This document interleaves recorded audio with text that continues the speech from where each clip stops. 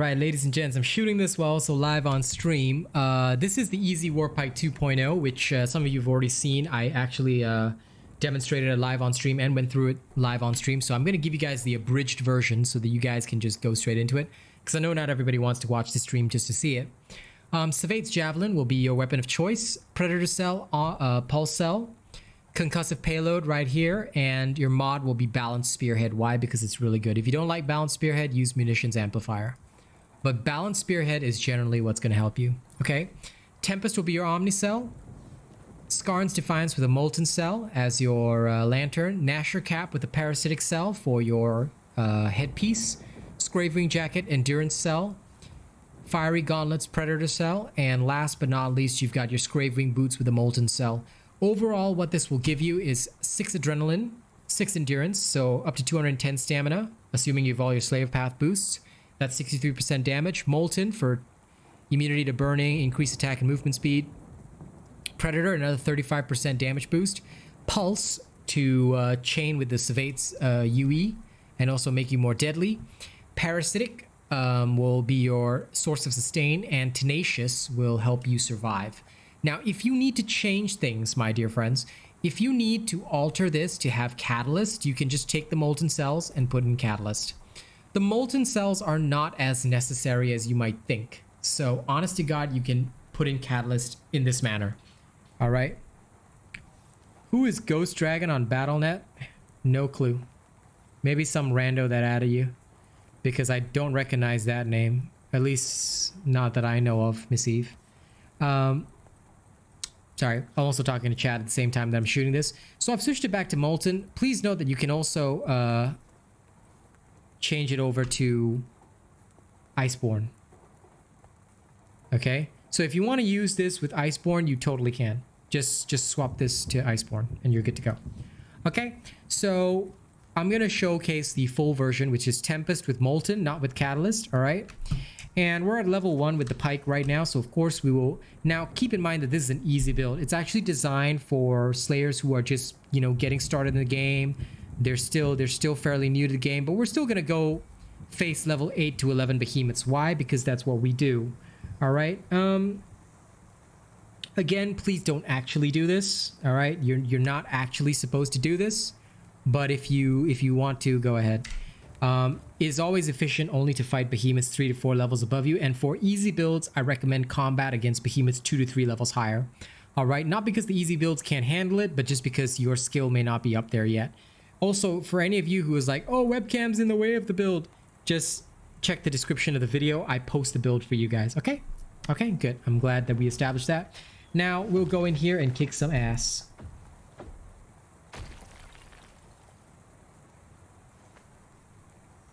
Alright, so now that we're in Thunderwatch, we will go fight whatever's in front of us. Alright, so this is a level 8 creature.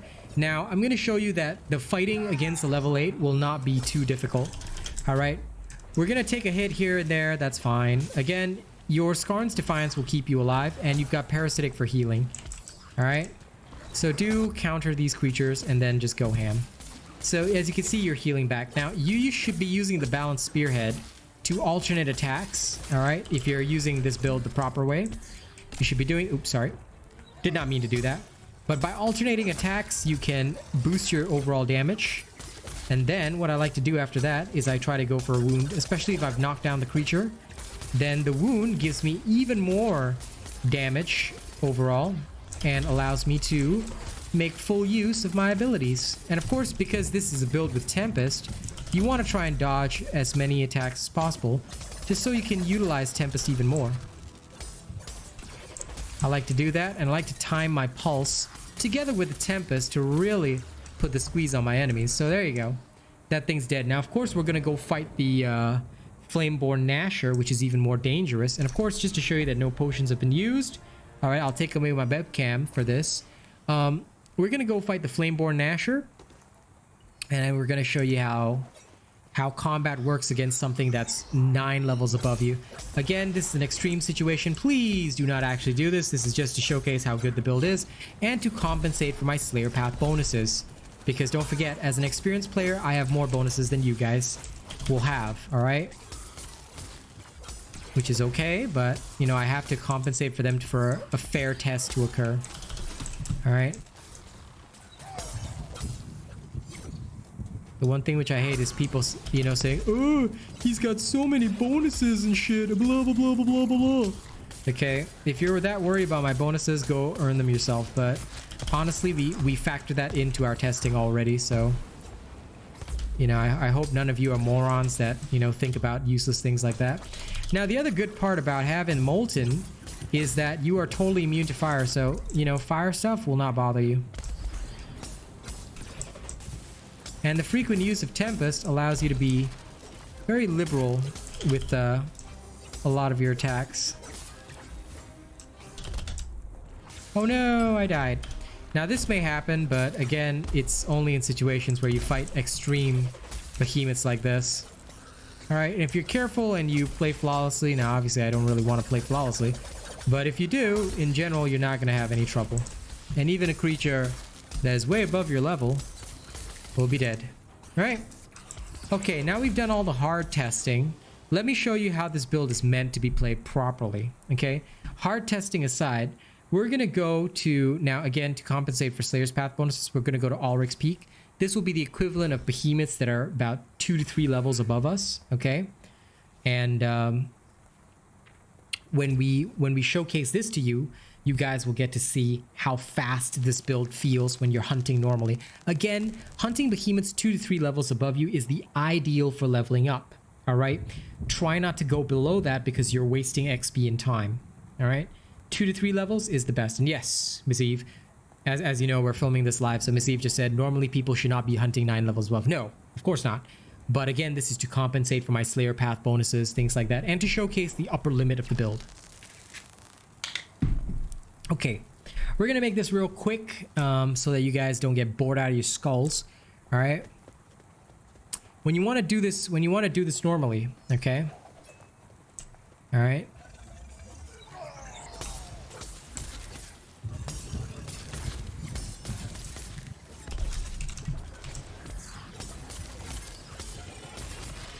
Against creatures that aren't too far ahead of you, this is the way that people would normally do it. And against these sorts of creatures, well, as you can see, life is pretty good. Against a creature that is a mere, that would be 2 to 3 levels above you for most easy builds, it's that easy. Like, that is how quickly you'll kill them. Demonstration against now something that is 6 levels because of my Slayer's Path bonuses would be the equivalent of about 4 levels above me, so we can go and do that. That's a Nasher. Of course, these are also basic behemoths with slower attack patterns, which again is why we compensate by having them at a higher level. All right, okay, here we are. We'll keep it plain and simple. We'll make this really fast again, like so.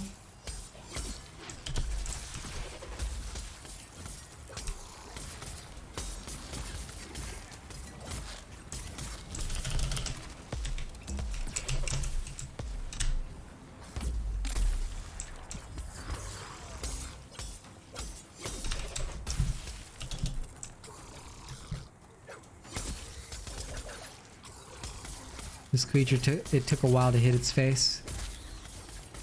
But under the proper circumstances, this will be dead. There you go. So, feel free to use this build. It is very strong, but obviously know the limits. In summary, 2 to 3 levels above you is ideal for hunting, especially with beginner style builds like this. You can obviously go 3 to 4 levels higher, same as the end game builds, but that might take a bit more skill, so just do be prepared for that. And don't obviously go over zealous like I did with this one. The only reason I did that again is because number one, it's to compensate for my full Slayer Path bonuses, all that kind of stuff. Okay, thank you guys very much for watching this video. Don't forget to like, share, and subscribe if you want to support this channel. If you want to support us further, you can drop a tip via the link in the description of the video. Send super thanks on YouTube. You can join as a channel member, gaining access to various perks, or come by the stream and drop some super chats.